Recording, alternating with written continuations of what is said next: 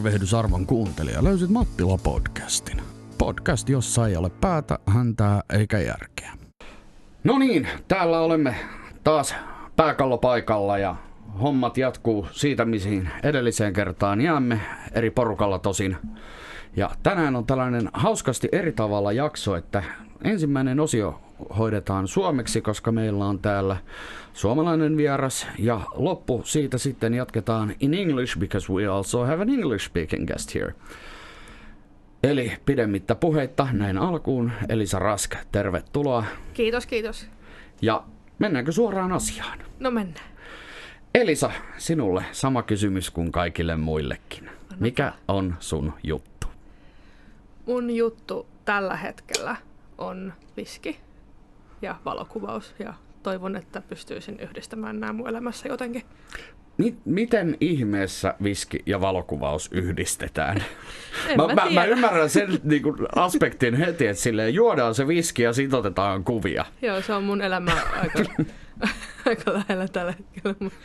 Mun suunnitelmissa mulla olisi ehkä jonkunnäköinen kirja tai jonkunnäköinen blogi, missä mä yhdistäisin niin kuin jotenkin viskiä ja viskin juomisen taidetta ja sitten mun valokuvaa.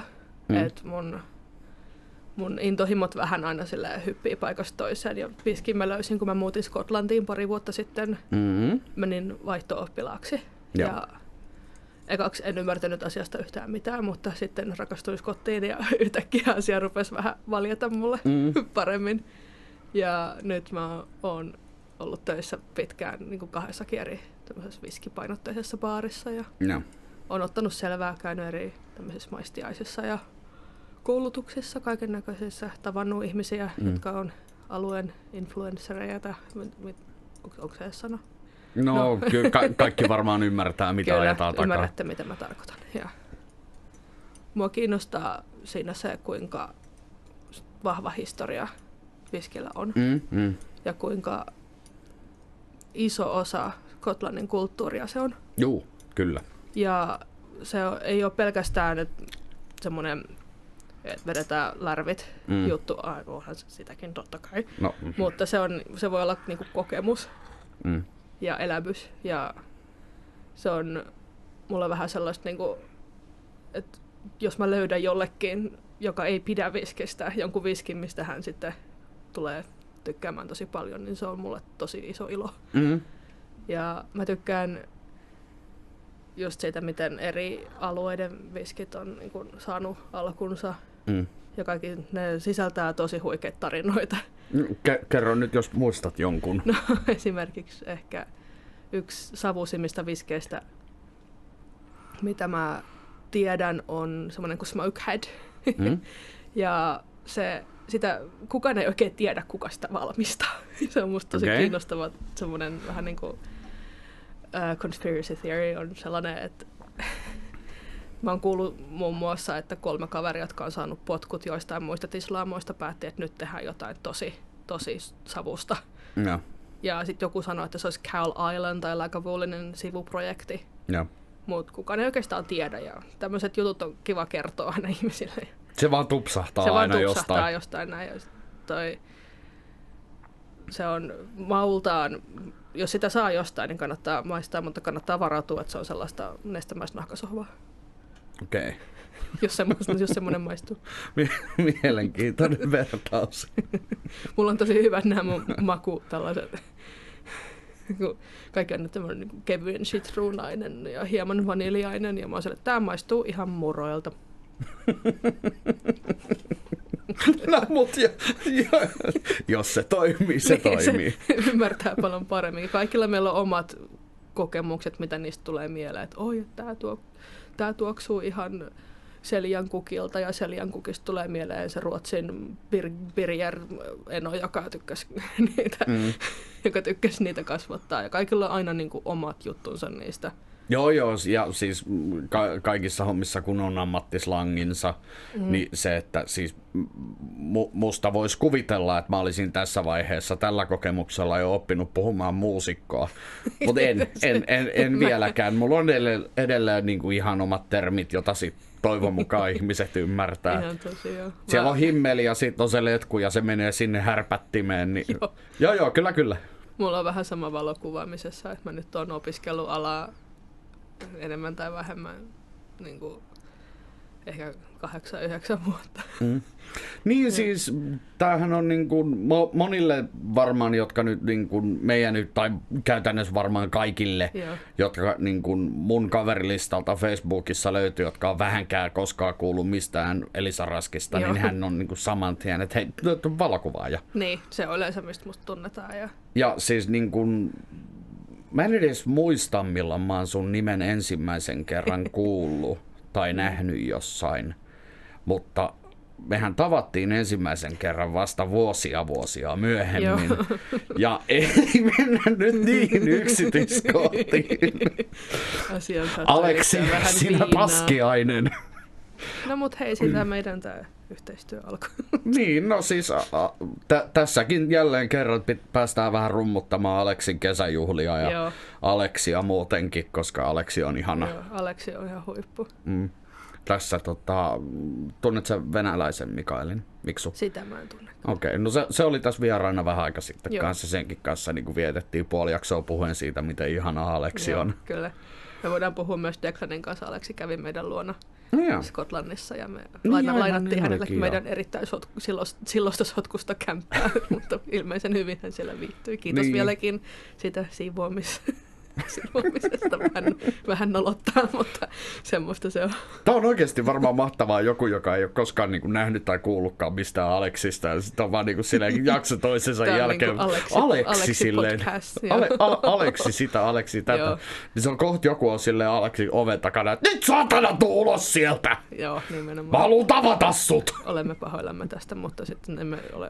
Emme oikeasti ole millään tapaa. Mutta kannattaa käydä Aleksin kesäjuhlissa, siellä on tosi kivaa aina. Mä en valitettavasti päässyt viime vuonna, enkä pääse kyllä tänäkään vuonna todennäköisesti, ellei joku maksa mulle lippuja tänne Suomeen. GoFundMe pystyyn, saadaan hyviä kuvia. Joo, kyllä. Mutta niin, palataan valokuvaamiseen. Joo, palataan vaan. Niin, mistä se sulla lähti? Se lähti siitä, että mulla ei ollut 15-vuotiaana mitään hajua, mitä mä halusin tehdä isona. Ei mulla vieläkään ole 29-vuotiaana. Tai anteeksi, ei kun mä oon 28. Ai. 26. 17. Joo, kyllä. 500 vuotta vanha. Niin, mulla ei silloin yläasteen jälkeen ollut oikeastaan mitään haljua, mitä mä halusin tehdä. Mä kelasin, että jos musta tulisi muotisuunnittelija, mun muotialalla pitkään vaikuttanut äiti sanoi, että ei varmana. Kannustava. Joo, ja sitten mä mietin, että no entä siis jotain hoitoalaa? Sitten mä muistin, että mä vihaan yli kaiken ihmisiä. No en vihaa ihmisiä, mutta musta... Kyllä meillä kaikilla on vähän pieni. Kaikella kunnioituksella ja kaikella rakkaudella joka ikistä hoitohenkilökuntaa kohtaan musta ei olisi siihen. Ihan tarpeeksi, että mä saan johtaa ihmisiä humalaan. Mä voin poistaa ne meidän baarista, josta tarvii, mutta... No niin, siis kyllä hoitohommat on kyllä niin kuin siis... Mutta ei siinä, mulla ei ihan napsannut lukiokaan, että mä kyllä päädyin sitten kaksoistutkintoa lopulta, mutta sitten meille tuli semmoinen opo puhumaan, että täällä olisi tämmöinen media-assistentin ala suht uusi Nurmijärvellä. No, meillä oli mä jotenkin päädyin sitten sinne, kun mä ajattelin, että mä oon aika taiteellinen tyyppi kuitenkin ollut aina ja niin kuin semmoinen henkinen kuvaamataidon opettaja, niin kuin musta yleensä sanotaan. Ja sitten mä menin sinne ja meillä sattui ensimmäinen kurssi olemaan valokuvausta ja sitten se jotenkin, niin kuin, kun mä sain sellaisen kunnon kameran, oli mulla jo semmoisia peruspokkareita ja ollut koko elämäni, mutta sitten mä jotenkin innostuin kaiken niin kuin havainnoimisesta ja sellaisesta tallentamisesta ja mä rupesin ottaa muotokuvia, ne oli ihan hirveitä. Ja sitten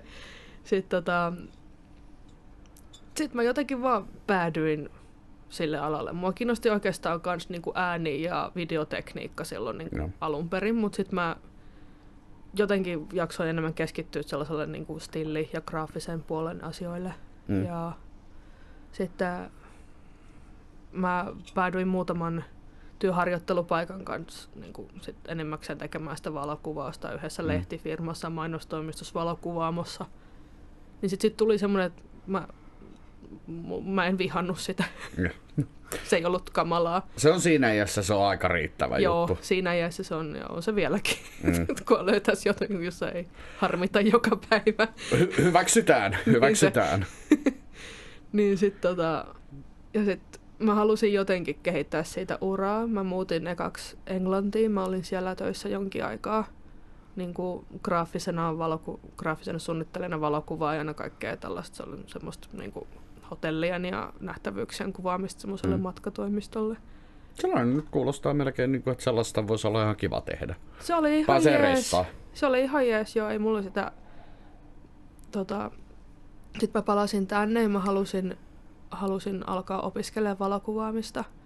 Mutta mun kuvat oli silloin aika sellaisia sisällöttömiä, että ne oli sellaisia kuvapankkeista opittuja niinku manööverejä niissä, että ne visuaalisuus ja se niinku nätteys edellä. Ja mä hain tonne Lahteen muotsikkaa opiskelemaan ekan kerran 2009, mä pääsin sitten 2013.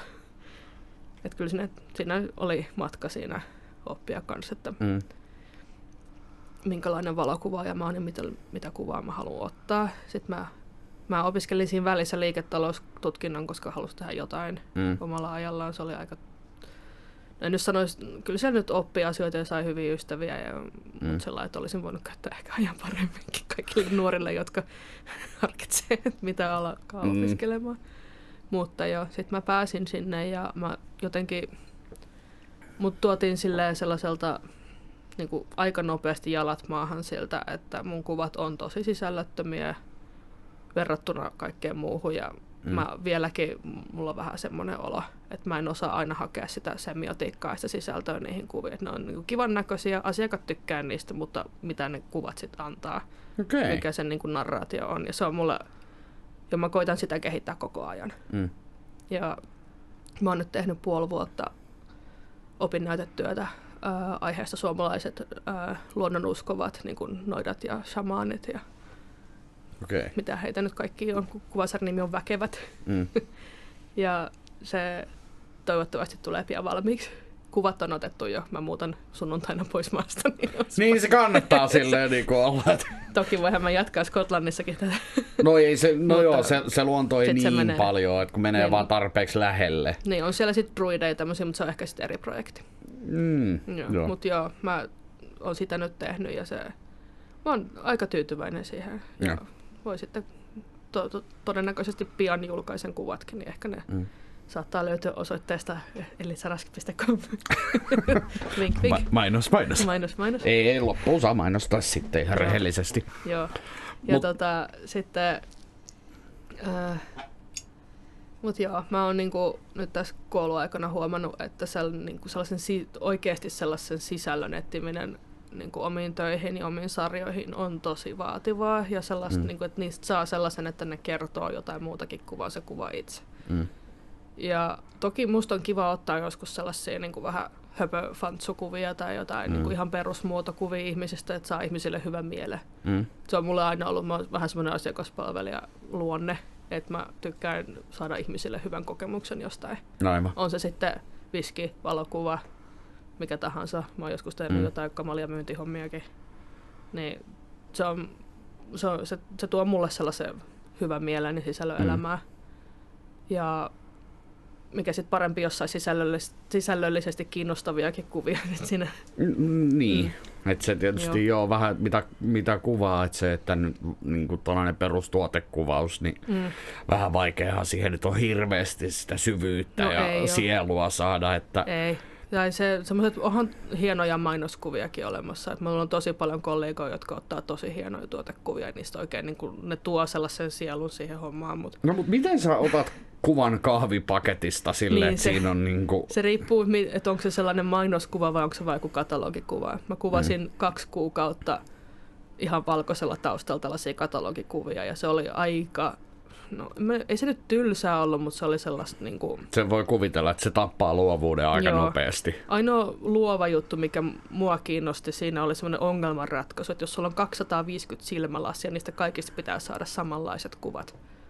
Niin sellainen niinku merkeillä ja naruilla ja tämmöisellä niinku viivottimella näprääminen, se oli tosi mielenkiintoista. Ja miten saada just kaikki nimettyä oikein ja tehdä kaikki näitä Excel-taulukoita. Niin kyllä semmoinen ongelmanratkaisu siinä oli tosi kiinnostavaa, mutta aika kaukana se sellaisesta niin kuin, tosi luovasta kuvaamisesta oli. Joo. Kyllä siinä oppi tosi paljon, että nyt jos et haluukin ottaa vaikka jotain korukuvia tai tämmöisiä, niin mä oon oppinut siitä aika hyvin, miten niistä saa netin näköisiä ja miten saa kaikki killot just oikein tai miten ne saa pois. Ja... Täytyy pitää mielessä, jos jossain vaiheessa mä totean, että nyt mä menen parturiin ja myyn mun kamat, niin sä voit ottaa sitten kuvat mun kamoista, että tällaista kaikkea on tulossa myytäväksi. Niin. Joo, kyllä se niinku... En mä sano, että se on mitenkään helppoa, että se on sellaista ongelmanratkaisua, sellainen tuotekuvaus. Ja aika paljon kaikkia tämmöisiä kivoja nikseikin sieltä oppii. Et siellä kuvattiin noi valiojäätelön nämä niinku mainokset. Eikö se, muistaanko mä väärin, mutta eikö se ole jotain tyyliä perunamuussia tai jotain tällaista? Ei se ollut perunamuussia, mutta se oli semmoinen suihke, jolla niinku suihkastiin niinku ne jätskit sillä jäätyneeksi. Sitten ne ei sulanut, mutta ei niitä voinut syödäkään sitten. Että ne piti sen pitkään sellaisena, niin sai just kaikki kiillot oikein tälleen. Mut mä oon kuullut, että sitä perunamuussia käytetään. Niin mä just mietin, että jossain mä oon kuullut, että niinku nimenomaan vaniljajäätelöön, niin pottomuusi olisi sellainen hyvä. Joo, mä en ole itse sitä koskaan kokeillut. Mun lempi asia, mitä siellä kuvattiin, oli Fatserin kakut, kun ne sai syyä. Joo, se oli kiva. Nälkä. Joo. Ja tää oli tosi kiva sillä, että sai niinku, mä tapasin just ihmisiä Halosen sieltä pukuliikkeestä ja Marimekolta kaikki niinku, ne ja Aarikasta sai niinku, kivoja kokemuksia ja kontakteja. Niin, pääsee tapaamaan vähän erilaisia tyyppejä. Joo. Ja se oli ihan huikea tyyppi tää valokuva ja me puhuttiin paljon kivoista asioista. Niin kai teilläkin niinku sit kuvaajilla on oma kielenne, jota se niinku tällainen pystymetsän pakolainen tulee siihen viereen kuuntelemaan, mitä te höpötätte. Miten? Mä ymmärrän, onks toi suomi? Joo. Ja omat tämmöiset niinku jutut kanssa löytyy sitten. Nauratti silleen, että niin se valotusaika oli sitä. Niin, onpa sulla iso aukko. Tällaisia. No niin. Joo, kyllä aina löytyy nämä ammattihauskat. Mut siis vedetään sen verran takaisinpäin, että niin kun, koska siis siis ne mitä mä oon nähnyt sun ottaman nyt kuvia, kun sä oot siellä Lahdessa ollut, niin siis onhan ne ihan siis oikeesti helvetin hyvän näköisiä kuvia. Et siis eihän siitä nyt ole vaan niinku mitään kahta sanaa. Joo. Mä oon ehkä vähän kriittinen kanssa itsellä, että mulla on aina semmoinen pieni ääni mun korvan takana, joka sanoo, että tää ei ole tarpeeksi hyvä. Meillä taiteilijoilla ja niin liberaalisti, kun tässä yhteydessä puhun itsestäni taiteilijana, niin meillä taiteilijoilla on aina vähän se, luovilla että... henkilöillä, joo. Joo, toi on paljon parempi jo luovaksi henkilöksi, mä suostun myöntämään itteni. Että se on aina, mikään ei ole koskaan tarpeeksi hyvää ja ei, tämä ei ole hyvä, tämä ei ole valmis. Joo, nimenomaan. Ja sekin, mä oon aika paljon niinku antanut myös neuvoja muille valokuvaajille just sit sisällöstä, että kun ottaa sen kuvan, niin että onko se vaan niinku olemassa sen kuvan takia vai että antaako se jotain enemmän. Että onko siinä joku tarina, mitä se kertoo. Ja jos tekee sarjaa, niin se on ehkä enemmän läsnä kaikissa näissä sarjoissa tämä niinku tämmöinen narraatio tai niinku kertominen, että mitä sä haluat sillä kertoa, miksi tämä kuva on tämmöinen, miksi se on tuossa asennossa. Et mä oon huomannut aika paljon, varsinkin niinku harrastelijapiireissä se menee aika enemmän se niinku tekniikka ja visuaalisuus edellä, mikä ei ole yhtään huono asia, se on sitten oma markkinansa. Niin, toi oli vähän niin kuin se, mihin mä lähdin äsken menemään, että siis se, että kun siis sä oot kuitenkin kuvannut niin pitkään ja mä oon niin kuin sun kuvista tykännyt ihan helvetin kauan, että siis niin kauan kun mä nyt niin kuin muistan, että siis Rauhasen Minttu esimerkiksi, niin joskus vuonna Nakki ja Papu te olitte ottanut kuvia ja ne oli galleriassa ja mä kattelin silleen, niin kuin, että no ihan vitun makeita. Tästä on varmaan yli 12 se on Nakki ja Papu. Joo. Mä oon tuntenut Mintun siitä ajoista saakka, kun me hengattiin jossain Kiasman nurkilla koottivaatteissa. Terveisiä Mintulle. Joo, Minttuhan oli tässä kanssa vieraana. Joo, mä katoin kanssa Minttua ihan oikein. Se on ihan mahtava tyyppi, se on kyllä. Joo. Mut et siis, ja sit niinku bändikuviakin, mitä sä olit kuvannut. No siis varmaan bändikuvista mä nyt oon ekana huomannut sun nimen silloin joskus aikanaan. Joo, mä kuvasin parin kaverin niinku promokuvia. Niin, että se Fodikin joskus. Joo, kuvasin. Joo. Mä Sakun on tuntenut kans Nurmijärvi, koska pieni paikka, niin on tuntenut. Mutta siis miten sä nyt sitten, kun sä vertaat jotain näitä sun aikaisemmin ottamia kuvia. Joo. Ja koska mähän en oo siis, mulla ei ole sellaista silmää kuvaamiselle, niin mä ihan aidosti oikeasti tyhmänä kysyn tässä. Joo, no niin miten sä vertaat niitä sitten nykyisiin? Ehkä jos ottaa nyt nämä mun viimeisimmät projektit, mitä mä ajattelen omaa kuvasalaa, niin oli sellainen niin kuin jälkeen muotsikan ja ennen muotsikkaa. Ja ainakin ennen muotsikkaa mun kuvat on photoshopattu aivan tuhannen. Niin kuin, että mä oon ehkä vähän rauhoittunut siinä ja mä oon ehkä ymmärtänyt sen, että se on paljon mielenkiintoisempaa, jos joku asia tapahtuu siinä kuvassa itsessään, kuin että jos se on photoshopattu siihen. Että kuin siistiä on, että jos sulla on vaikka, jos sä kuvat vaikka jotain mallia, ja sit sulla on aivan hemmetin kokoiset niin kuin muovista tehdyt siivet, kun että sä oot photoshopannut jotkut siihen. Kumpi on mielenkiintoisempi kuva, että kysyn vaan. Joo. Sellainen niin kuin ajattelutapa. Mä yritän tässä silleen niin kuin aktiivisesti kääntää silleen, että miten mä mietin ton suhteutettuna musahommaa, että joo, okei, kyllä. Mietin vaikka, että jos musavideossa joku niinku... No, mutta siis toi on ihan yksinkertaista se, että korjaanko mä tossa tietokoneella sen, mitä joku muu on soittanut, vai pistääkö mä se soittaa oikein. Niin onhan siinä ihan selvä ero. Niin, että kyllähän se huomaa näistä aika paljon, kun mä en tiedä mitään musahommista ihan hirveästi, mutta että kyllä se ihan korvallakin kuulee silloin, kun autotune on pistetty.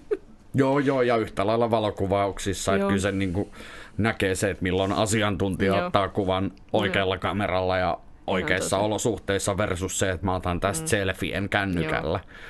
Niin onhan se niin kuin ihan... Ja vaikka valokuvaajakin, eihän se niin kuin väline tee kuvaajaa, mutta sitten että vähän se tietää niin kuin vähän ennalta silleen kuvakulmat ja valot ja pystyy katsoa, että ehkä missä kohtaa saisi sellainen kaikkein kiinnostavimman valon tai kulman tai sellainen, miten saisit asiasta semmoisen kiehtovan ja erilaisen yllätyksen.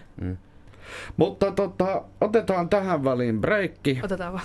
Käydään vähän vessassa ja tupakalla ja otetaan lisää kahvia ja then we'll get Declan in. Jingle soimaan. Moi, mä oon Eliza Rask. Käy tsekkaa Facebookissa MattilaPodcast. So, we're back. More beer, more coffee and whatnot. So, welcome Declan. Hi there. Yeah. Your last name, I actually didn't get it. Gillett. Gillett. Like the razor, except without the E. Ah, okay. So, anyway, welcome. So, you are the handsomer half of Eliza. So, the whole idea here was that we were going to get Eliza here, and then she mentioned that you could come along, and then, hey, why not? Yeah. Well, thank you for having me. Yeah. So, yeah. I don't know about handsomer. Hairier, definitely. But well, traditionally speaking, you're the handsome more part. Scottish than me. Yeah. Exactly. So, the same question to you. What is your thing? I don't know. I like to write. I've been trying to become a writer for a while, but mainly I've just written anonymous posts for blogs and stuff like that. So I'm still trying to get there. In the meantime, I'm just doing whatever I can to make some money, get happy in life and settled. So yeah. Well, that's sort of a good goal. Yeah. Aren't we all? Yeah, definitely. So you're gonna be a writer someday, hopefully. Well, yeah, hopefully. We'll see how that goes. What sort of literature? Probably fiction. I'm gonna try and aim there. I mean, I've got the drinking part down and being a writer. So, yeah, if I keep that up, maybe the rest will follow on. But we'll see. Yeah, but first of all, you have to drink as much as for Eliza to leave, so... Yeah, well, and then the heartbreak happens, and I write about that, and we'll see what... Maybe I'll write blues songs, yeah, or country. Yeah. Scottish country songs. Oh, God, yeah.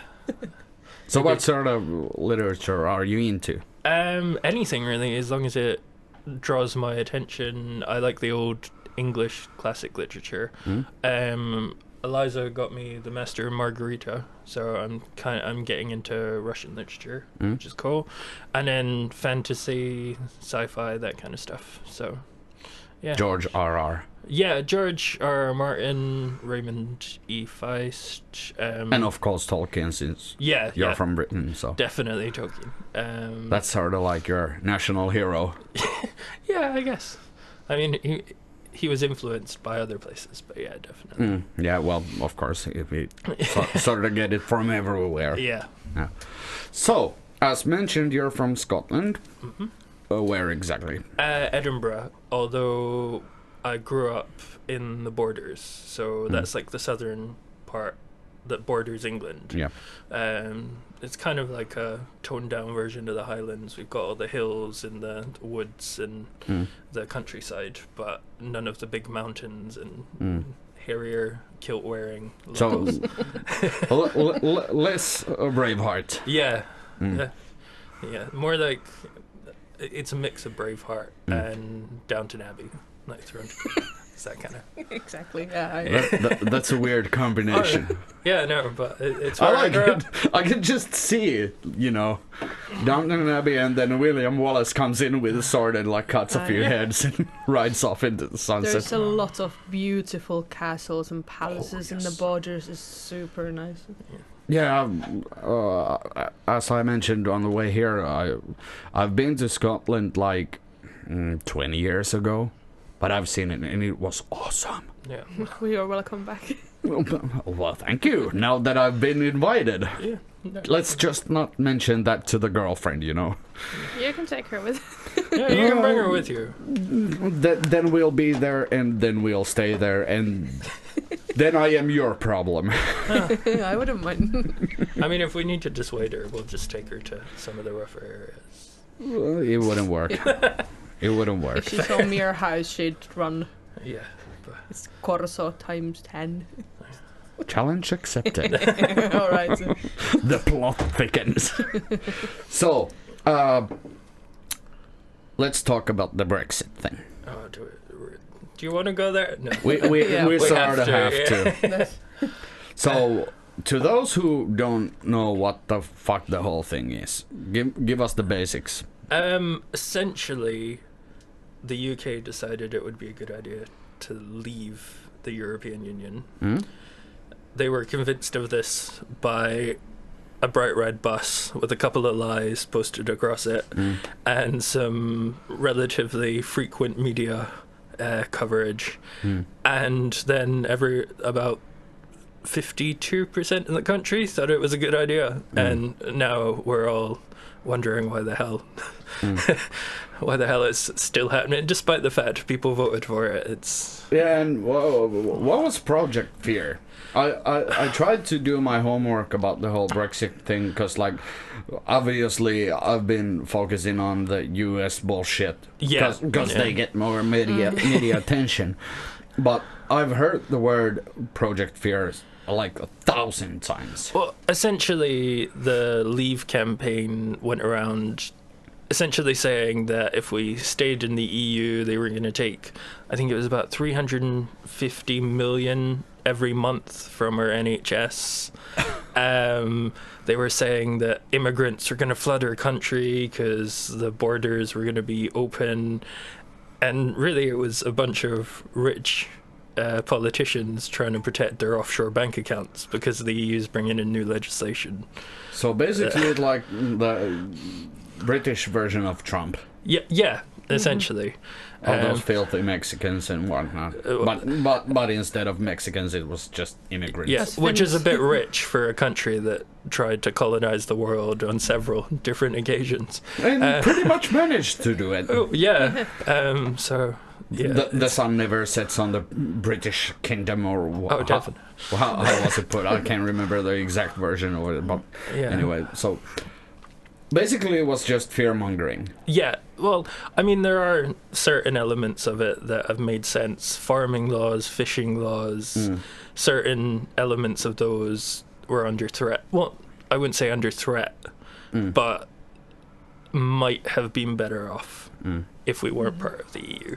Yeah. But given the mess we're in and the multitude of downsides, it was very much playing on fears and just xenophobia, racism, and a lot of the horrible things that unfortunately some of the people believed. Essentially, it all started when Nigel Farage and pals wanted to protect, as Declan said, protect their offshore accounts in Panama and everywhere, and because the European Union wants to make them more transparent about like taxing and everything, and also because essentially now it is possible to kind of hide your income, hide your property, hide your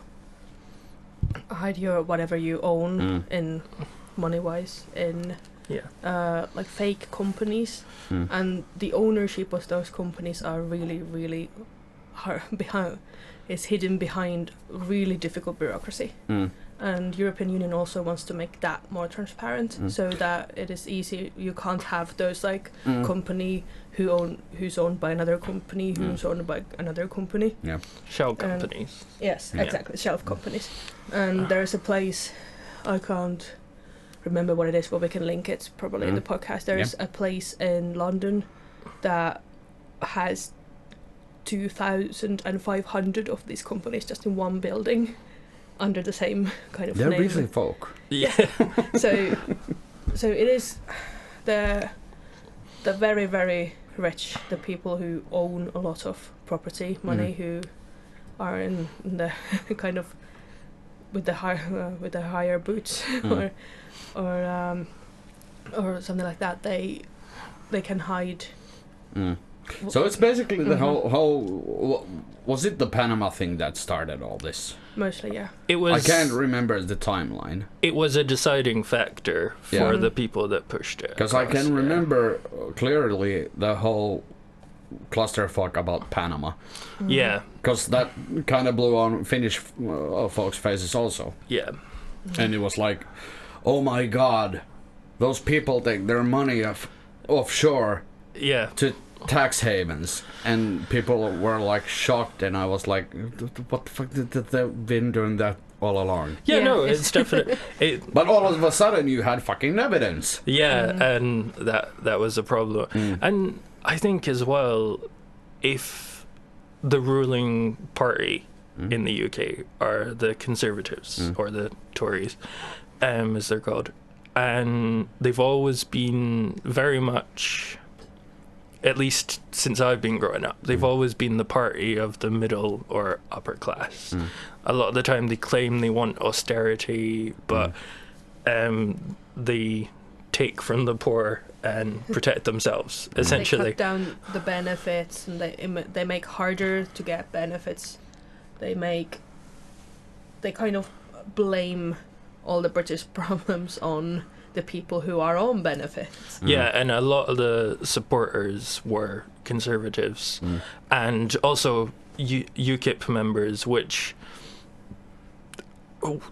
in the bluntest way possible, the majority of them are a bunch of borderline racists who don't want immigrants infecting the country, as they put it. And yeah, it's that whole thing. Yeah, it's a bleak. It's a bleak situation, but it's happened now, and essentially the UK can't figure out what to do with itself about this situation. Yeah, but I mean that's the whole thing that I've been thinking about every time Brexit comes up, because like the whole Europe is struggling with the same thing, and no one's crapping their pants.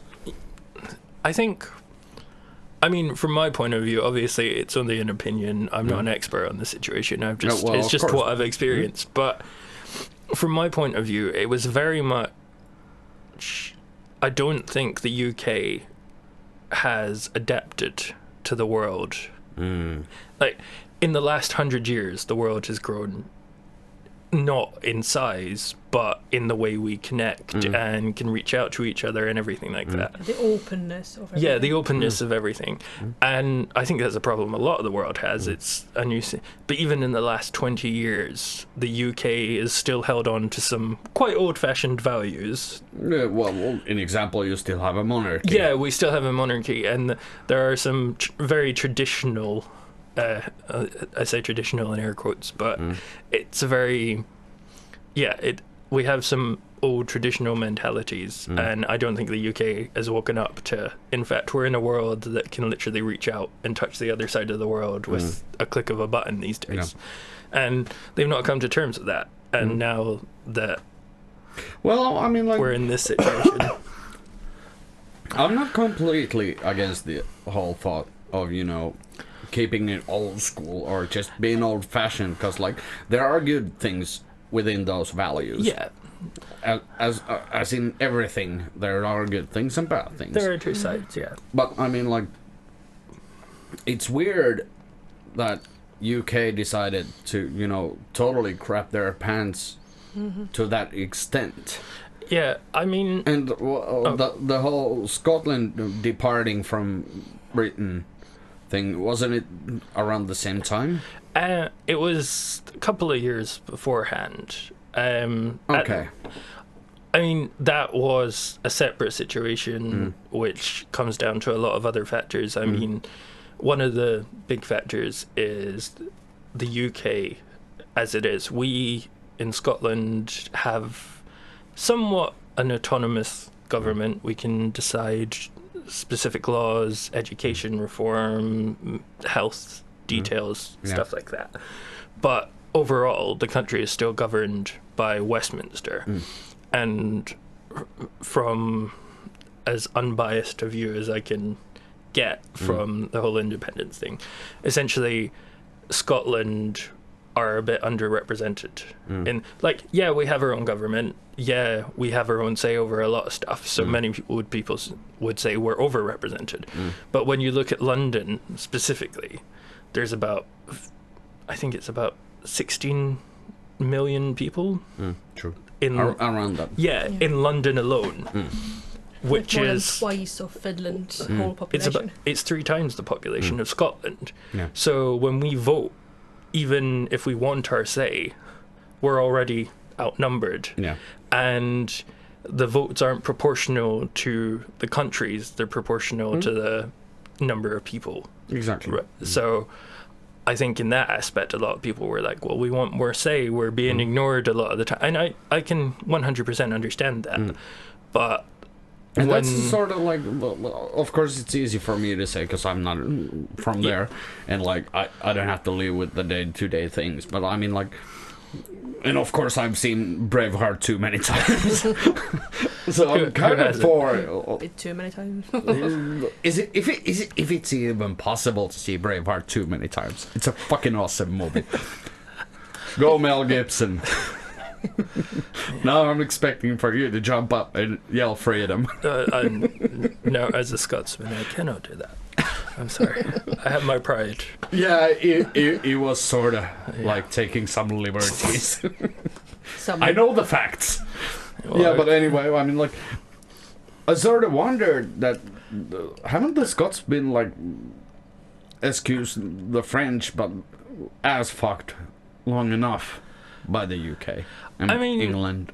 In a historical sense, I guess so. Yeah, we've always been at odds, but in another way, we are a tiny country, and we have a tiny landmass, and although we do have resources, as they're owned by the United Kingdom because we're a part of it, so to become fully autonomous, to separate ourselves from that, I think would have been damaging. And one of the problems as well is when the whole independence vote was happening, it was very much, it was portrayed as not so much a pro-Scotland thing, but a very anti-English thing. And if you're going to have a debate about something as important than that, you should be focusing on the positives of your own country, the good things you can bring, rather than the negative things the other person brings. Yeah. Did they even have a plan, like a solid plan of the whole thing? Yeah, they did. Like, there were discussions about us keeping the pound if we left, which probably wouldn't have been viable given the time. There was talks about us using offshore oil to subsidize our economy or our whiskey production, but a lot of that is owned by the United Kingdom and by association England. Yeah. So to separate from that, it wasn't a definite thing, and they didn't seem to have a solid plan, much like Brexit now. Yeah, we'll get back to that, but I just want to, I mean, from my point of view, I voted against it, not because I hate my country or anything like that, but just because I think if you're going to do something that significant, we should have tried to work together to provide a better option for Scotland. Cooperation is the key. Scotland, Ireland, Wales, a better form of representation for those areas, rather than trying to separate and fracture things even more than we already had. So basically, am I getting it right that if the situation would have been better and the options would have been more clear and preferable, you would have voted for it? Yeah, I think... So basically, you are for the independence of Scotland, but... I think if we could viably look after ourselves, if it meant we could still provide the same amount of care to our country that we do, if not an improved amount, and we had a solid foundation for an economy and all that other stuff, I wouldn't be opposed to it. I wouldn't think it was necessarily needed. Yeah. But at the same time, had it happened, I wouldn't have minded as much. Nowadays, I can see more of a positive. But then again, you've still got the same old problems sitting there as well. So, do you consider yourself more Scottish or more British? I mean, my dad is English and my mum is Scottish, and my name is Irish, so British. Yeah. That sort of sums him up. You can pull off a really good Irish accent too. Better than Scottish. I'm not going to do that now. Yeah, to a few beers. Yeah, well, that, and I don't want to offend anyone, just in case there's a couple of Irish. Don't worry. In this podcast, we have offended a bunch of people before, so have at it. No, maybe in a bit. We'll see. Few beers. Yeah. I also it's kind of weird, actually. I'm sorry. Yeah, go ahead. Because talking about you as a Scotsman and Scottish, which do you prefer? I don't really mind. Okay. I'm from Scotland, so Scotsman works. Part of the UK. I just didn't know which one.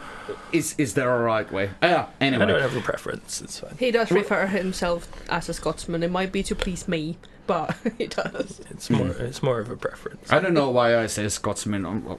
It's still sort of stuck in my head. Yeah. Anyway, that you don't have that accent. Yeah, I mean... He does. When he's angry or when he's tired. Or drunk, yeah. Or drunk. It does come back. I grew up in the Borders, which has much softer accent, and my dad's English, and half of my family are English. So I kind of grew up with him talking as well, so I've adapted a bit of that. But yeah, he does sound like his dad more than his mum. His mum speaks very, very thick Scottish, which is understandable Scottish. But if we're on the phone or arguing, instantly it just drops. Yeah, I think the first time I actually heard him being really Scottish when he had a tiny dispute with your mum. Yeah. It wasn't even proper argument, just a little kind of quarrel. Yeah, no, it kicks in. Quarrel. I think as well because it's dropped a little bit because I've been in Finland for a little bit now, and if I was full on Scottish, it would be a bit harder to understand. So I've toned it down to talk to other people, and in doing that for a while, now it's kind of worn off. No, it's just like I don't mean to offend you or anything. Oh, no. It's No, just no. it's sort of a positive stereotype. Yeah. Because like we've all heard the thick ones, which we can't even freaking Simpsons understand. Willy. That need subtitles on Yeah. every single show. Even the Yeah. English put subtitles for heavy Scottish. I need subtitles for some people, and I've worked in bars. I used to have a regular customer named Rab who had a really thick Inverness accent. I don't think I still. Yeah, and then you give him a few whiskeys, and then you can fucking have a clue. No, even like even after a few, he liked to drink cider, strong boy cider, or nip off grouse, grouse, and then he like even the accent is fine, but they have their own words. Like it took me half a year to learn what pish means. What does pish mean? I've never heard the word. To pee. To be pished is you're pissed, you're drunk. Pished. Pish. Or something's pish. It's kind of like bullshit. Yeah. Yeah, well, okay, Sean Connery would say pish. So yeah. Yeah, That. so now that's out of the way. Back to Brexit. So basically it was just fear-mongering and politicians covering their own asses about their finance. Yeah, from my perspective. I mean, I will admit I have biases and everything like that. I mean, I'm not a big fan of the Tories for the way they treat other people. So yeah, I'm not the biggest fan of them in general. So what I say is it has its own bias to it. But from the most objective as I can be, it was very much fear-mongering. And as well, it's not the people's fault that this has happened. I mean, yeah, it's a democracy. They voted for it and everything. But in the same way, they were told stuff that wasn't true and lots of people believed. In the same argument, though, you've got to look at the fact that people didn't do their research. Like, what was actually the official reasoning behind it? Well, like I said, they were going around with a bus, and it was like literally that was their campaign. They went around the UK in a big red bus that says the EU will take 350 million from our NHS. They take money for this. They take money for that. If we don't leave the EU, they'll damage our health services. We won't be able to fund our police forces. So basically that was it. Yeah, just like going around and saying all this stuff, and then the media covered it again and again and again, and so more people picked it up. Yeah, you also kind of, which I get completely, that people feel like European Union wants to center all their like production and industrialization in the center of Europe, of ignoring us smaller countries. So I understand why people want to leave the European Union, and also all this disputes for us, like loaning money for smaller countries that are kind of struggling financially. I understand why people feel like why they want to. I don't say I completely agree, but I understand. Oh yeah, and definitely. I understand why Brexit came to happen, because the pro-Brexit campaign, it knew how to target the target audience's feelings and their opinions. Lots of them were and are still anti like immigrant. I have received some racism in Edinburgh. I can come back to that a bit later. And they understood what they want. Yeah, it was very targeted. They understood what they want to hear. Yeah. And they also, and the more logical way, they also, like kind of the anti-EU stuff in here in Finland, they highlighted the issues that EU brings to local producers, small companies. They want to kind of have their say in every country's problems without understanding that, like for instance, Finland is very much different from, let's say, Portugal. Of course. But they want the same, like, laws to each. No, they definitely. they used the fear mongering, and then, like, I suppose any good politician, they threw in some truths to make it seem more credible. Alternative facts. Yeah, well, not even alternative facts, like true or almost completely true elements. And like they went to farmers and explained the centralization of farm produce and everything in the EU, and then they turned around, went after the farmers with that, and then obviously that is true, so everything else they said is more credible, and they drew people in like that. At the same time, like I think the public, like, we voted for it, so yes, we're responsible, but I think a lot of people didn't realize the scale of it. Nobody highlighted how significant this was. And I've seen interviews on the news where they went up to people and talked about it. They went to old people and they went, what did you vote for? Oh, I voted to leave the EU.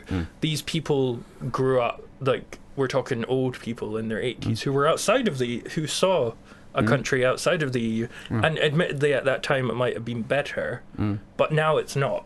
It's a totally different Yeah, it's world. a completely different, but these people still have a lot of older mentalities or things they grew up with. They're I don't want to say set in their ways, because I think everyone is open to a conversation. I think everyone can learn and everything like that.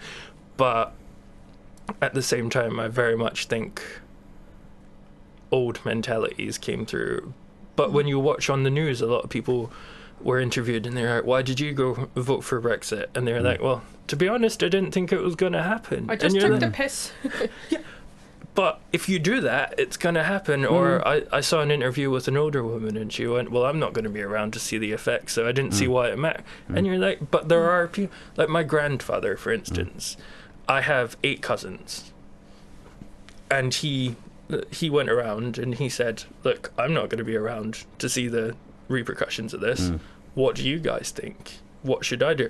And I admire him so much for that. For like that's doing the that. right way to do that. And he went out, he got information, he did, and I think every time there's a vote, we as the public have the responsibility to do that, and we don't, which is a big problem around the world. Like in the UK, lots of people didn't research the lies that were being told. Yeah, but and in doing so, they voted for it. It's a sort of global problem, because like no one researches anything anymore. Exactly. Because like we read the headlines and that's that. Yeah.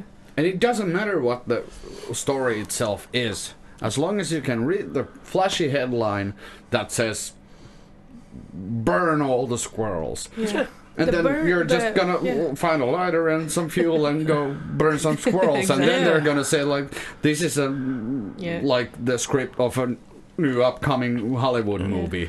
But I think that as well, it goes back to the older mentality of the. I think the UK is very much a great example of these old traditional values and maybe not moving with the times. But I think the way we've adapted in the last 20 years as a planet, we've access to so much information these days, but we're not, I don't want to say ready, because we wouldn't have developed it if we didn't want it, but not many of us have learned to use it the way it was essentially designed to be used. There's a lot to keep up. Yeah, exactly. There's so much information that nobody can absorb all, and because there's so much, it can be very intimidating to go and look for that. And as well, if you're human beings are pack animals, we follow the crowd, so if you're part of a crowd that's telling you all this stuff, you're exposed to more information about one specific point of view. You're going to keep going at it. So when someone comes to you, even if they have an alternative point of view, you've been exposed to so much of it that you stick by it. And even if you do try to research something, you're gonna find a shit ton of information, and from both points of view. Yeah, it's very difficult to sift through it all. Yeah, and also, and even think, if you sit down and start to read through all the things, you get overwhelmed because there's like shit ton of information both ways. Yeah. And then you have to like figure out what to believe. Exactly, and I think that why Brexit went through, it goes much down to that the Remainers kind of didn't market and advertise their ways really well. The best arguments they could make is like, you're all stupid, you're all nerds, you're all chavs if you vote leave. And that we know what happened to United States when that happens. Exactly. People will just get more fired to their beliefs and their cause.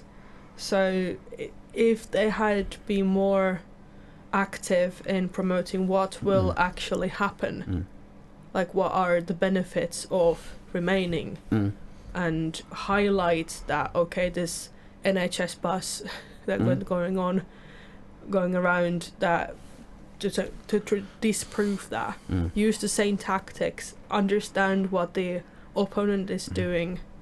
I probably read too much war literature, but understanding the opponent and how they reach their audience and their target, they would have gotten a way different result, because now the polls are saying that many people have changed their minds about Brexit. I think we need to teach ourselves as well, and teach further generations to maybe like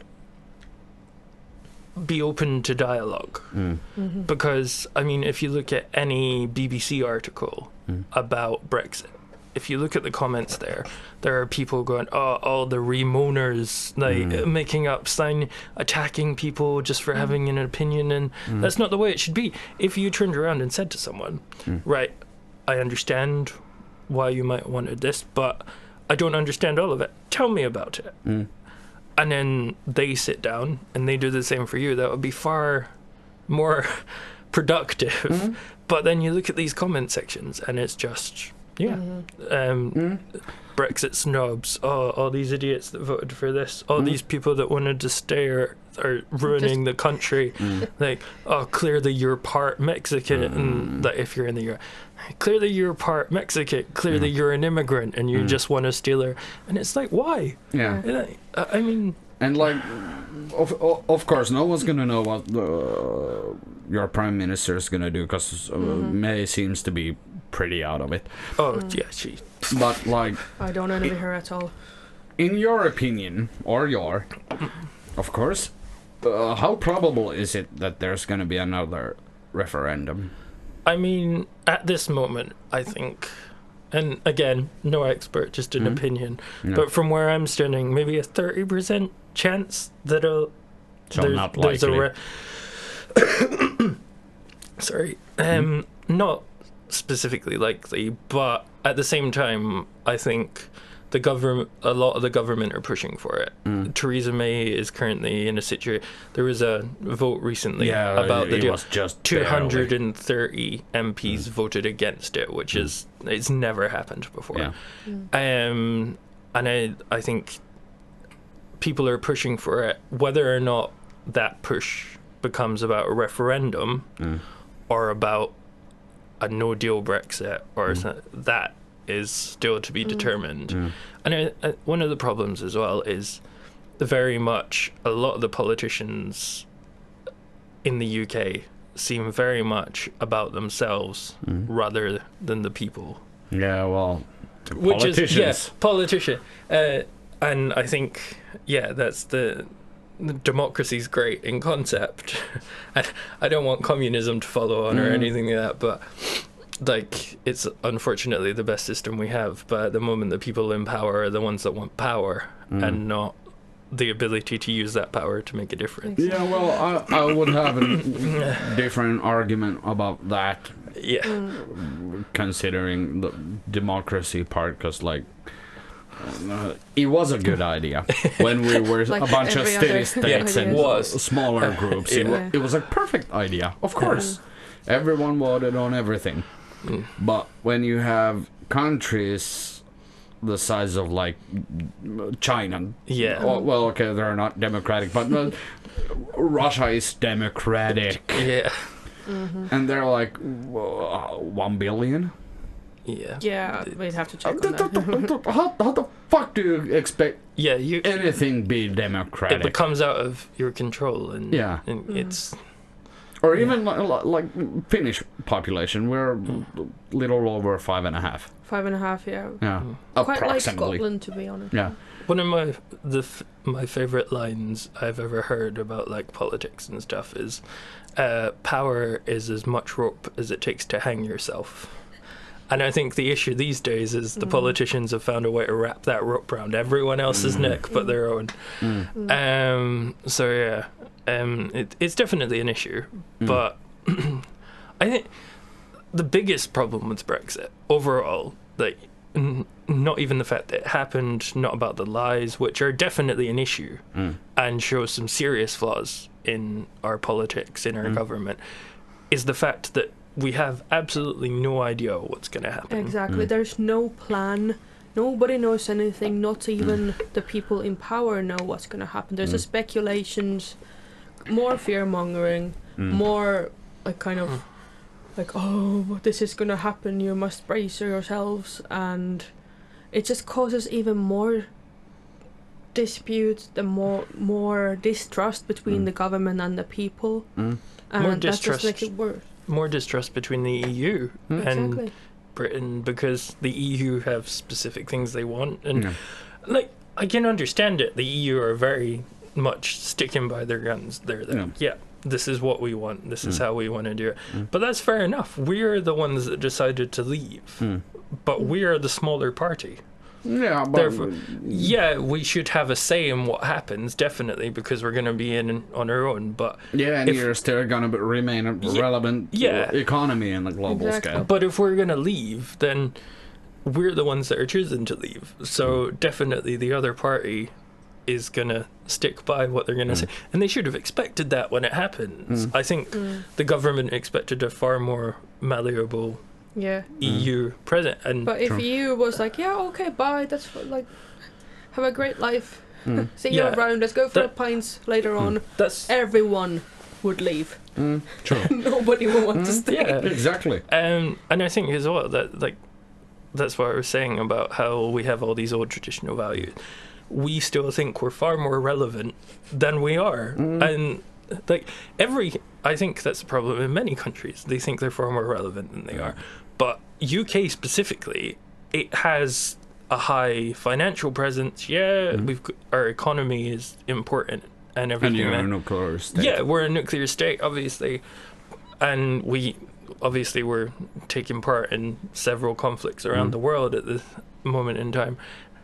That said, we're far less relevant than we were, say, 50 years ago. Of course, of course. And I think a lot of people don't seem to realise that. And when we voted we are not to an leave, empire anymore. Yeah, what? we're not. They weren't ready to realise that, and now we are. It's just a mess. I mean, you have Theresa May regularly going back and forth between Brussels and the UK trying to negotiate, and that's all falling apart. And don't get me wrong, I think I'm not pro Theresa May by any means, but I think she has had far more of the harassment than she needed. It was she herself said at before she became prime minister, she was a Remain voter, and now she has to do the. Which I think is one of the reasons there's so little confidence in her these days as well, because she keeps saying Brexit means Brexit, but nobody knows what Brexit means. But on her defense, she did kind of inherit a huge shit cake from Cameron. Definitely. Yeah. Farage and the pals just left her to do it. Yeah, all the politicians that were pushing for Brexit, the moment it happened, suddenly they went quiet. Nobody knew where they disappeared to. Yeah. And then I think Cameron's by this point he is in Panama. Well, Probably. there's a video of him talking Fucking with pigs. Or what was it? Well, not that part, but yeah, no, there's a video of him hanging out with Arnold Schwarzenegger. Clearly, he doesn't give a crap what's going on in the UK anymore. Exactly. They go over what they wanted, and yeah, I've seen a few articles where they say they're witty comments about the situation, but they're not gonna actually help anymore. They just kind of. I mean, Boris Johnson was on TV a couple. Well, Wasn't he the hairdo? Yeah. Yeah, hairdo guy. He's our, I'd Trump. say Trump, but he's in no way as powerful. Yeah, but He wishes he could be, but he's not. At the same time, like, there was an interview he was doing on the TV, and he was all like, don't underestimate how much I care about, like, the UK. Don't underestimate how much I care about the... Don't underestimate me when I say that I know what's going... And it's like, well, we didn't underestimate you to begin with, and now you've messed up the country. Should we underestimate you? We don't underestimate you, but we completely take you responsible for messing up the country, not for wanting to fix it. So, yeah, it's... Nobody seems to know what they want. Everybody's disagreeing about what it is they want. And the preparations they're making for it are ridiculous. There was an article released, I can't remember exactly. don't go there yet. We're gonna have a small break, and then we're gonna jump into the pros and cons. No worries. So, we'll be back. Hey there, I'm Declan, and go check out the MattilaPodcast. Apologies for my Finnish. Oi, herran, älä heitä pois. Oh, hyvä intro kolmannelle pätkälle. Closer. So, we are back. Yes. So, the pros and cons. Yeah. I mean, from my perspective, there are many pros, but yeah. From every... First, let's start with the no-deal Brexit. Yeah. Because that's been, like, mainly on the headlines now. Well, I mean, I think, to me, at least from what I've seen, that's one of the most terrifying outcomes, because there doesn't seem to be a solid plan about what's going to happen there. Other countries have been preparing for that, but not the UK itself. The one taking part in it is the one that's not. I mean, for instance, I read an article. It was supposedly a leaked plan from the UK government about what happens if there's no deal. They were telling people to stockpile medicine, to stockpile food because supermarkets would run out. In said article, it said Scotland and, weirdly enough, Cornwall, which is just a tiny part of England, would run out of medicine, which is, one, terrifying, and two, I don't know why those two specific places. I mean, I can see Scotland because it's like further up there. Yeah. Another country a than long way Cornwall. from London, but Cornwall? Yeah, that's... You just get Cornish pastries from there. I mean, they did essentially, if Brexit happens, there's going to be a backlog of trucks, lorries, ships coming in from Dover. And they essentially did a trial run of what would happen. So they created a fake traffic jam with lorries to see how things, and to prove that everything would be okay. They did this with about 89 lorries, which sounds like a lot until you realize that over 8,000 trucks a day come through Dover. Yeah. So 89 is just a drop in the water. Like, Not even. Yeah, it doesn't even show what could possibly happen. And then they're essentially, the British government have given a contract to a company to help with extra ferries that essentially will help with the process, helping transport and everything. They've given that to a company that have never run a ferry service before, don't own any boats, and whose original contract with terms of service guidelines they had copied from a pizza website. They gave £14 million to this company, and for some reason nobody panicked. Well, I mean, like, yeah. Social media did go haywire. Social media went haywire, but everyone is still in the same place they kind of were before that. And you're like, no, I think we should be slightly more worried now you mentioned that. Apparently certain flights would be cancelled because of course. the safety guidelines for British parts in planes will no longer be covered, so it will stop flights. There's no solid financial plan in place. There have been about several revised plans of what to do with EU citizens. Originally, they were going to say there was going to be a fee for a visa, which was £65 if I remember right. Yeah, that one I just heard. Well, I think it was originally like 80, but between 200 to 80, depending on who you ask.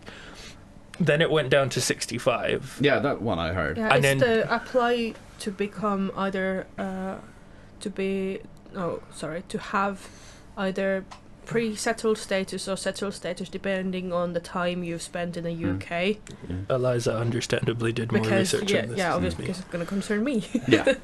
More or less. So, and yeah, so you could apply to have that, and then you have to pay, was it £65? Let's say that it was £65. For argument's sake. And now May has said that if her second plan goes through, there's not going to be any fee. Literally 2 days ago, they just we're going to scrap that. But well, that would be a good thing if it would definitely be a good thing. More money for me, thank you. Whether or not, based on all the other revised ideas, whether or not that happens is and I think one of the craziest things I saw was Theresa May went to Brussels to discuss everything, and apparently during the discussions, a French, I can't remember his name because I'm terrible with names, but essentially a French politician called Theresa May nebulous, which essentially means she's useless, she's see-through, she has no substance in this issue. And the media covered that rather than what actually happened and what we're going to... And you're like, what? These things aren't important, but there's nothing to go on. There are so many conflicting reports. There are so many people saying they want one thing. Different parties in the government are asking for a new referendum. At the same time, Theresa May's own party have passed a vote of no confidence. That means after Brexit, like, she's no longer prime minister. So she's getting all this abuse despite the fact other politicians caused it, and I'm no friend of her. There's all this stuff. On top of that, all these accusations about the NHS being worse off in the EU. They've now cut funding to the NHS, to police forces. Crime rates are up. It's crazy. And this is all before we've actually left. So if this is happening now, it terrifies me to think what's going to happen if and most likely when there's no deal. There's no deal, and it's crazy. And even if there are pros, like, nobody's specified them. There's no specific details on what they could be. Yeah, well, the internal economy would benefit from it. Yeah, I mean, like, to really reach out for a positive aspect, it would be a clean slate. Yeah. Because, like, if there's no deal, you absolutely get free market to, make all the new deals. Yeah. You'd have to do every but single you deal. sort of are back to square one. The people are going to suffer in the meantime. And I think, as well, I think one pro, if we're going to talk about the positives, is at least nobody has any faith in the Conservative Party anymore. So yeah, but even then, the way they're talking about prepping for it, they're trying to cut funds left, right, and centre, but it's all coming from the places that benefit the people. Yeah. Like, when I was in Edinburgh, before I met Eliza, I was on benefits. I'd been homeless on several occasions. I had to stay on the streets at one point. Not for as long as some people do. Thankfully, I was young, so I got support and everything. But while I was on these benefits, I had it because I had really severe depression. I was like in my house, and I still have anxiety and everything, and I still have to take meds, but I'm far better than I was. That said, back then, when I was on benefits, because of the Conservatives, they were cutting benefits to people. So I had to go for an assessment to state whether or not I was fit. And the doctor had written me a specific note saying his mental health is really bad. Like, he can't be under stress. He needs a break. Like, he can't work at the moment. So I went in, and because of the way the Tories set up the government, essentially I was assessed by someone else, despite the fact I'd been assessed by doctors and everything like that. And despite the fact this person had no psychological training, no medical training, and not even any financial training, they were just hired by the council to fill this position. And she was like, yeah, you're fine. Oh, that's always and nice I was to like, hear. that's great. Like, what made you think that? Well, I've got this questionnaire and we assign points. Like, can you go to the shops? Yeah, but only because I need to eat. Like, it takes all my energy from one day to go out when I'm severely depressed. And they were, well, then you can eat, you can go out. But the worst part is that's, especially since Brexit happened, the cuts have been more severe. There are stories, if you look, they're gonna get worse. Yeah, and that's something. There was a story I read the other day about a woman who's in a wheelchair. She can't work. She's ill. Like, she's literally in a state. She is now, and she went to the doctor because she's also now malnourished. She's not, she has, like, no support system, no nothing. And they still cut her benefits because they claimed she was fit for work, because the government are trying to save money because all this has happened. And it was happening before, don't get me wrong, but it's clearly getting worse. And what scares me is if Brexit happens and they're already making these cuts, what then happens to these people? Especially if they continue. Thankfully, though, like I said, the people making these cuts are the Conservatives. And because of Brexit, not many people have faith in them anymore. So I think there is a sense that perhaps they won't be in power, which could be beneficial. So if we're looking for pros... Yeah, and like, there is a slight dim light at the end of the tunnel, because, like, as mentioned earlier, Britain still is a huge ecological, financial player. So it is gonna get better eventually, but the dip is gonna be huge. Yeah. And it, as bad as it is, with no deal, it will get worse. Yeah, and I think eventually it's gonna settle down and get better and get easier.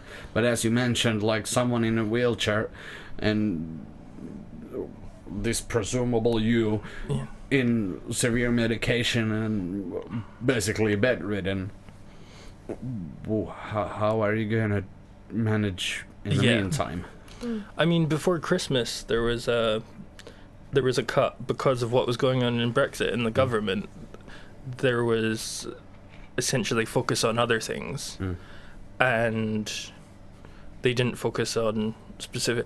And over Christmas, some people missed out on benefits, and the government owned up to it. Yeah, but then afterwards, people still went through Christmas with no money, no support, and that's a fun Christmas. Yeah, if that can happen now, it scares me to think what's going to happen when. And that's, I think,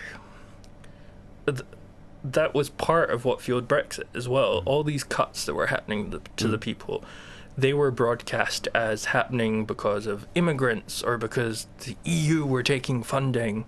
So the people, as it were like, well, they're causing all this strife. Despite the fact the Tories were like, oh yeah, we want to help the people. They're making these cuts, but claiming it's because they made a scapegoat. They accuse, and because of that, even more people voted for it. And now we're in this situation. And kind of funny thing about, well, sort of funny thing about the whole thing is that no one talks about the immigrants. Yeah. It's like, What happened? Now it's happened. Nobody wants to consider what happens to the immigrants. Exactly. They- Except the immigrants themselves. Are they even there? yeah. Because no one talks about anything concerning them. Yeah. There's At least almost- I haven't seen even headlines about it. Yeah. You I were am saying- going to be an immigrant in the UK. I have been there, and I know people that, for example, I have a friend who works for NHS, and he is. I don't want to highlight who it is, but he is a brown-colored person, and he gets racism every single day. People refuse to be treated by someone whose name is a bit foreign, and once that was actually the thing I wanted to get to next. Is like, how are you dealing with all this? Because like I am fortunate enough to be white, and I'm fortunate enough to have a British name, but obviously you can hear from my accent that I'm not British, and I work in a bar which tends to make the worst out of people sometimes. I promised a racism story, so here comes the yay racism. I worked in a bar, and because of UK licensing, we cannot have anyone under 18 in the bar area, which is it's written on the wall of the bar. If you are, if you just happen to read it, if you don't, then it's your problem. So basically, I told a family, based on their accent, they were English. So I told the family that I'm so sorry, but we can't have like your son in here, because he was clearly like 12 or 14 or something. And I told that they can either go to the restaurant area or they can find somewhere else. I gave them very nicely gave them a few suggestions around the area for pubs and restaurants that allow families in there. And they just didn't understand that I cannot bend the law like that. And I even think that they might have been served, but they didn't see that they had an underage person with them. I don't clearly remember that point, but the point is we had an argument about legal stuff that I wasn't in control of. I was being very nice, and then the man of the party pulled up. Well, I didn't want to be served by a fucking Polish bitch anyway. And I tend to get really agitated by things like that. But I kept my cool and I went, I'm sorry, I don't happen to be from the great country of Poland. I am from Finland, but because our kitchen is mainly Polish, I have 2 or 3 Polish colleagues working with me at the moment. I think it's best for you to go to somewhere else, but good luck trying to find a bar in Edinburgh without any Polish people working in there. And they left. And that's the first time I actually had that kind of thing. And I'm not even Polish, but UK people seem to have more against, like, the people they don't like is Polish and Spanish. I think because there is a lot of Spanish and Polish people living at least in Edinburgh. And I just fail to see why. Like, maybe you can...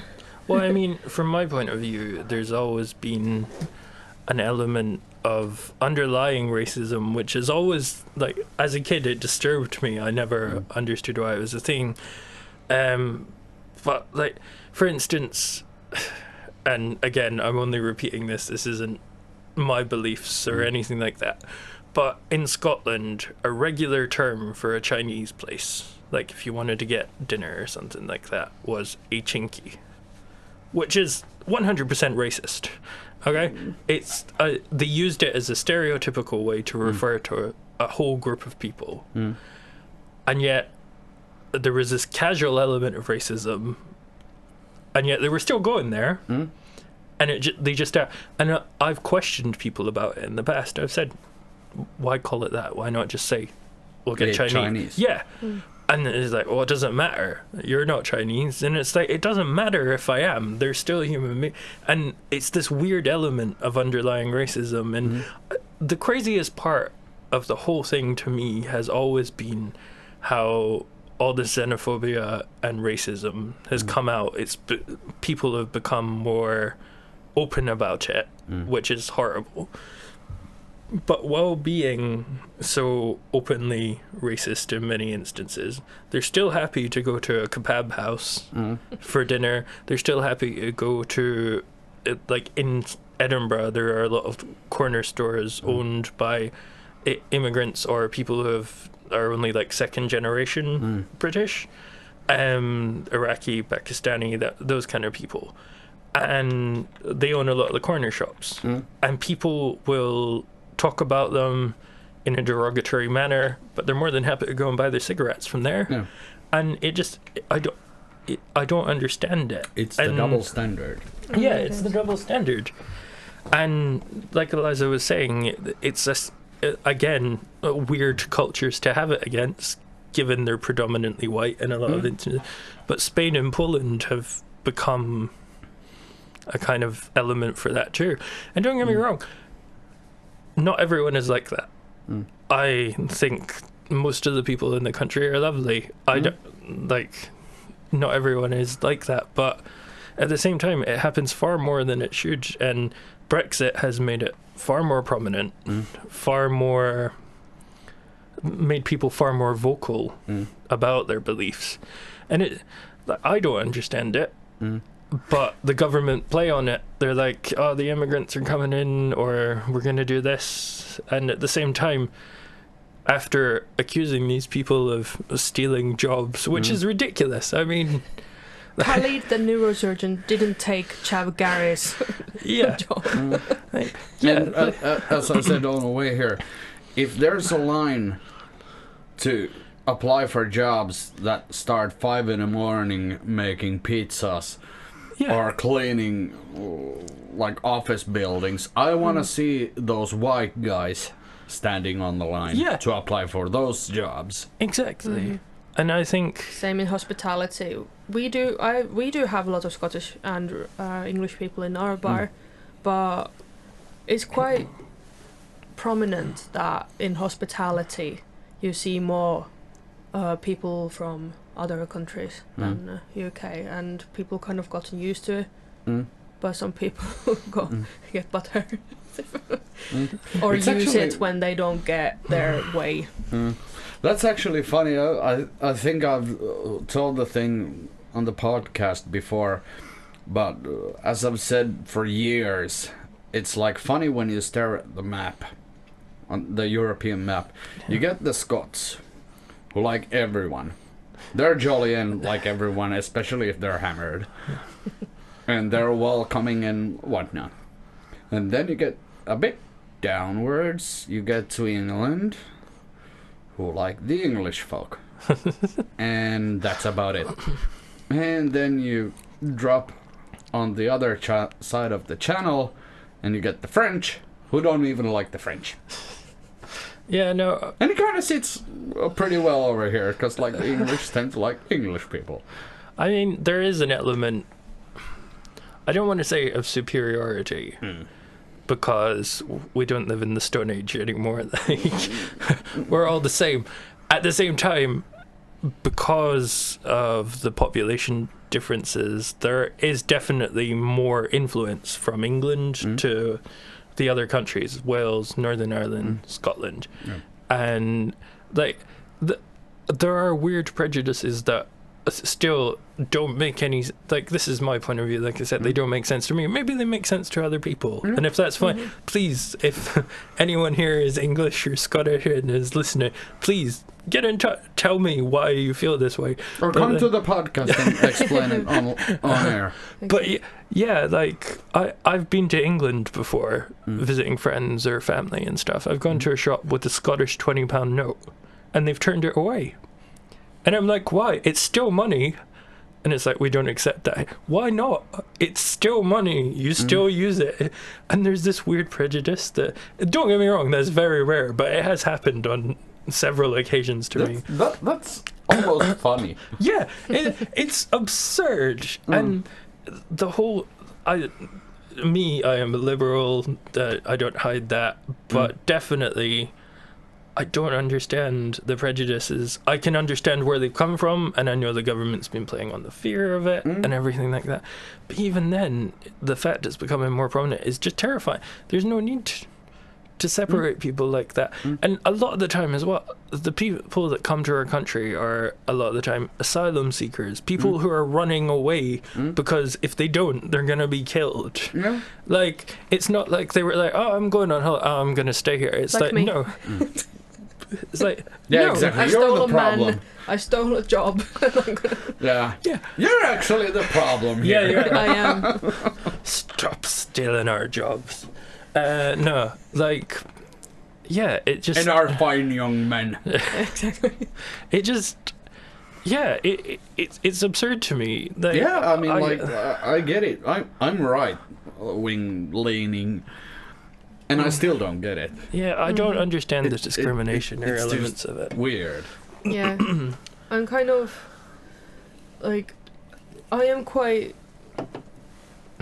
like, it had this, the story that I told, it happened to me only once. I've seen it. I was in my GP, like it means like a terveyskeskus, and I was in my GP, and I was just staying in there waiting to be served, and then they have two doctors in there. One's name is, I don't remember. Let's not use names. Yeah, let's not use names, but one's name is like Arabic, clearly Arabic, and I think he must be from like Iraq or Iran or something.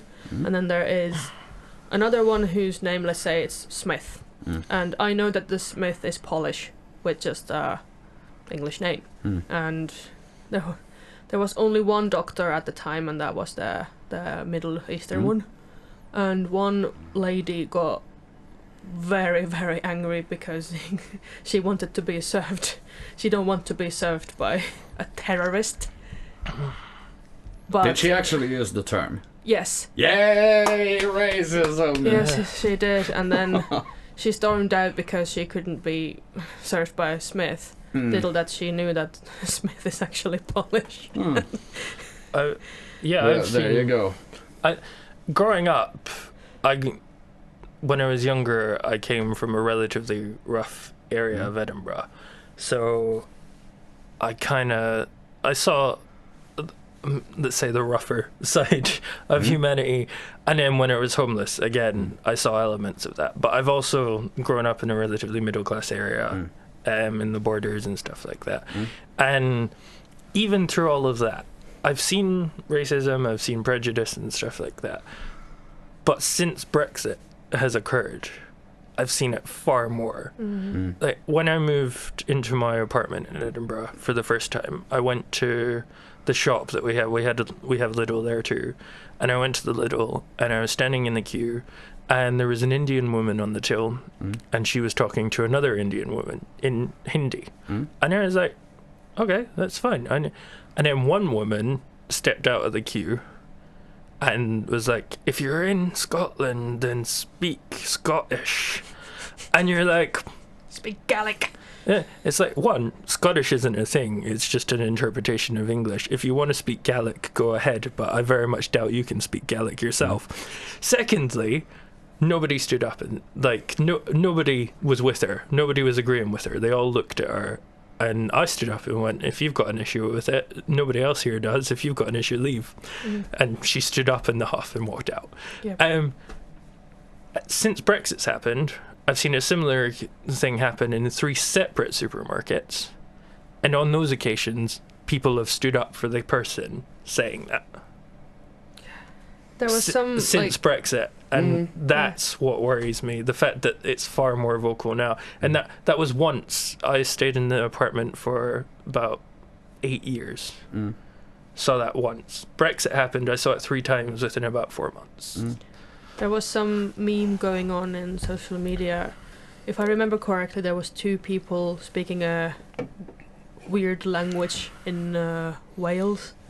And some person like stood up and like, you speak English, we're in England, all that stuff. And they were speaking Welsh, the ancient language of the Welsh people. Yeah, I saw that one too. It was kind of funny. It's kind of like someone speaking Sami in here and be like, speak Finnish, you're in Finland. But Sami do get quite a lot of prejudice. And actually Scots do too in the south. I have a friend who goes in a group that does a kind of performances around the country. And they were somewhere in Kent, I think. And they went to a small local pub. And they ordered drinks, but they were asked to leave because they were Scottish. And they are really, unlike Declan, they actually spoke Scottish. But let's get back to the issue at hand. The pros of referendum number 2 going through and getting passed and no Brexit. Because, to be honest, there's absolutely no fucking way that things are gonna get back to way they were. Yeah, I think after this, even if we have another referendum and stay in the EU, we're not going to be looked at the same. Yeah. So, yeah, it's changed like, things. There's no I don't going see back. any pros in it, so that's why I'm asking. Yeah, I mean, as I said, the shit has hit the fan. My opinion is that we should have remained, so I am biased when it comes to the pros. I will admit to that, and I try my best. I mean, okay, our fishing and farming might be better off. We still have the whiskey and oil exports, which... You can maybe negotiate better deals with each country. Yeah, better deals with specific country. For instance, Theresa May just met with New Zealand's Prime Minister. And there was talk of having a strong bond with them. New Zealand have relatively strong economy at the moment, so yeah. And as much as I hate to bring them up, America are always a possibility. Although Trump has also made it clear that nothing is definite. So yeah, well, then again, he might find an ice cream tomorrow, be in a good mood, and change his mind. So no idea what's happening there. Yeah. Exactly. But yeah, it would give us a chance to renegotiate deals with other places, which might open up new avenues. Who knows? There might be elements to it. Nobody can see the future, and I'm not an expert on the economy or politics, so I can only give my opinion. There might be good elements to it. At the very least, at least we will learn. We will learn as a people, and maybe that will improve our outlook on the world. No, I admire your optimism. Optimism, yeah. But the fact is that if there would be another referendum and there would be no Brexit, the EU would just basically butt rape. And there is a possibility that if there is another referendum, they will still vote exit. Yeah, it's just polls made by certain newspapers. Nobody knows. Polls are not definite. Yeah. They well, might as still. we saw in the US elections. Exactly. And then none of it is definite. Yeah. Exactly. And then people who are like pro staying and did vote for exit. It's just a couple of percent, I think. In my mototuntuma, I don't know the name for that in Gut English. feeling. Yes, exactly. My gut feeling is that, and they are not, and the ones that do vote for exit and are not open to negotiating their opinions anymore, they don't answer these polls. I think that too. Exactly. So, yeah. But basically, since if we're being realistic, there is gonna be a Brexit. Yeah. Yes, it's very much gonna happen. I think so. So the last. I'm trying to be optimistic in the hopes that 30% I mentioned earlier might come through. Others might call me delusional. Yeah, well, also likely to agree with them. How much mushrooms have you had today? Yeah. But basically, there is gonna be a Brexit. Yeah. Let's just. And I'm a self-centered person. Obviously, all of us are, and I want to have my future in the UK because I have found a fine Scotsman, and I feel at home in there. I feel like really strong sense of belonging, more than in Finland. That is my home. That's where I want to be in my future. I want to be beneficial to the UK and Scotland, and I want to pay my taxes. I want to be there. But if the no deal goes through, my rights will be the same as anyone's who is not from European Union. And at sometimes that might mean expensive visas or applications for one. I do have a higher education, so it's very likely that I will get it, but nobody knows. Are you scared of the possibility that you might still get kicked out? Yes and no. And I used to be more stressed about it, but there's always Ireland. And even in the case of no deal, Ireland and UK have their own agreement about immigration. And UK citizens can always move to Ireland even if they're not part of UK. And I'm sorry. And then I am a European Union citizen. I'm not gonna get a double nationality or anything. I can always go there. So that's a possibility. I'd love to stay in Scotland because Scotland is awesome. But if that's gonna happen, that's probably our future. We can always also get married. We are engaged, but we might just have to go to the notary to get it done. Then I'd have the family members' rights. Yeah, which is more. At the very least, like anyone that pays for sex and doesn't use a condom, we're gonna learn very quickly why it was a bad idea. So, it's not. At least maybe we'll learn from that. I've also kind of noticed that all the anti-EU stuff in Finland has gone quiet after all this Brexit. True. There's no more talking about fix it. Yeah, at least the other countries have learned. Right? Yeah, so you can always set a bad example. Yes, that's why we did it. We didn't mean it. We were just trying to tell everyone what a bad idea.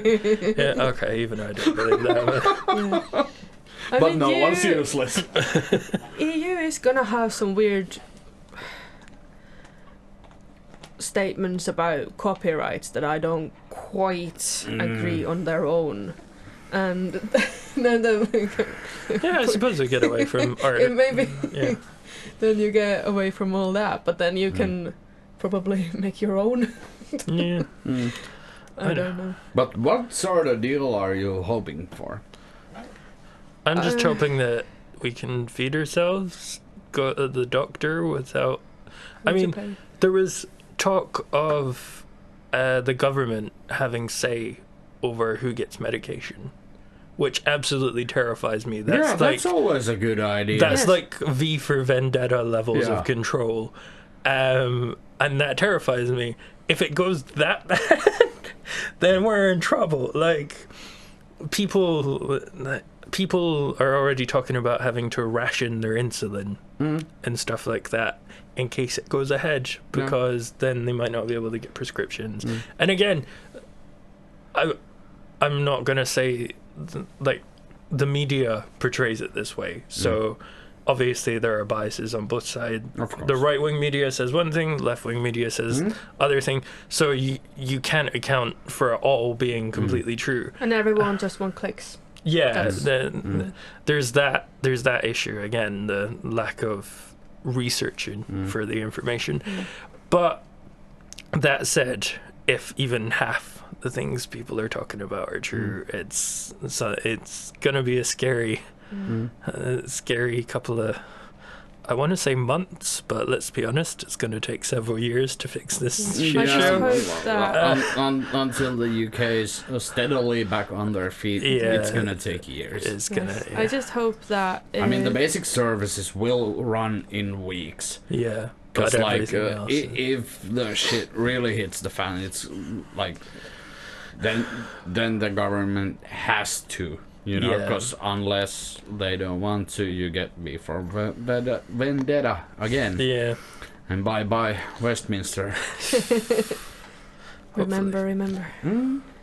So I just hope that things won't be so... It's not going to be like post-apocalyptic as the media portrays it.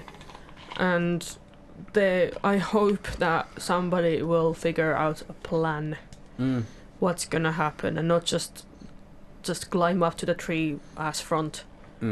Just somebody, please, if somebody hears this, plan something. What's gonna happen? Well, you could always ask for advice from Trump. That's a good idea. The best ideas ever. Yeah. All the best ideas. Yes, he does. He can easily help UK in their time of need. Just ask him. It's a shame he can't Exactly. hold any of those ideas in his tiny little hands. An oversized suit. Yeah. But yeah, But basically, you're hopeful for just the basic things. just that people Yeah. get their That's shit the big So thing. we together. can Are have gonna- a nice yeah. habitat and no one's gonna kick me out. And at the very Basically. worst, if we do end up in a post-apocalyptic world, I hope it's more Mad Max than other post-apocalyptic situations. You should be so lucky Not because Walking- Mad not Max Walking Dead. was cool. Yeah. And like, I have to be the optimist here because I'm gonna sit tightly at home eating chips and watching the whole thing go down Exactly. from YouTube. Yeah. I don't even use the telly, but I mean, like, it would be a nice time for me to watch YouTube and eating chips and drinking my beer and Same just here. watch the whole freaking Yeah. island burn. Exactly. It Like- would be sort of, kind of, pretty awful, but you know, entertainment value. Yep. At least for the Too bad for you guys, but Yeah. you know, Yeah, no, if it goes to always Mad look on Max, the bright side of life. or even Walking Dead, all the chavs coming, Brexit. Try to eat us alive, we just take the ferry and go to Ireland. Yeah. Like possibly. probably quite a lot of Brits are planning to do. I'm not I gonna mean, say. given chavs, I reckon unless we were wrapped in a McDonald's wrapper, they're not going to want to eat us. But Yeah. we'll see what happens. But yeah, I'm just hoping that there's some level of stability. After that, we'll see what happens. So yeah, well, Well, actually, on that note, since we don't have a crystal ball here, No. and no one knows anything, you know, even the guys at Westminster. So Yeah. The lack of knowledge and lack of information is what makes this so scary. I think it will be much less scary than media portrays it for average Joe. Maybe for us EU citizens it might be a bit more, but there's millions of us living in the UK contributing to the society. That's why I'm moving now, because basically after Brexit I'd have to apply for the visa, but if I move before I have more rights in there. yeah, So that's why I'm moving so early. makes sense. But anyway, at this point, I want to thank both of you. No, thank you for inviting us. thank you. Yeah, Yeah, and this has been like really on the button, and you know, ajankohtainen. Current. Yes, that was the word. And do you guys have something to offer? You have your websites and social medias Yes. where people can find. Well, of course, Yeah. you're gonna skip the country, so no photos for us. But you've been a graphic designer. Yeah, you can contact me. I have all my details in the www.elizarask.com, elizarask.com. And yeah, Links go and down have a look below. what I do. And yeah, that's my And you're details. gonna visit Finland every now and then, so Yeah, I will. I'm not gonna abandon if they apply like really, if the flight prices go super high. Then there's ferries. and of course, unless you burn Yeah. with the entire island, so Yeah, who knows? Maybe I return to Finland because there's no other option. yeah, true. Yeah, no one knows.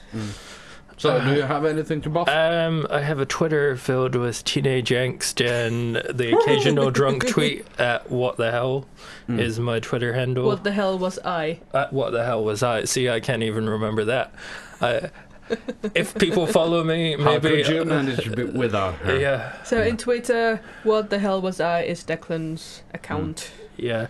If you want to follow me, if I get enough followers, maybe I'll start tweeting again. Otherwise, feel free to look at my angsty teenage tweets and my drunken ramblings. And an emo picture of Declan. Yeah, and a very emo picture. You have Yeah, to see that.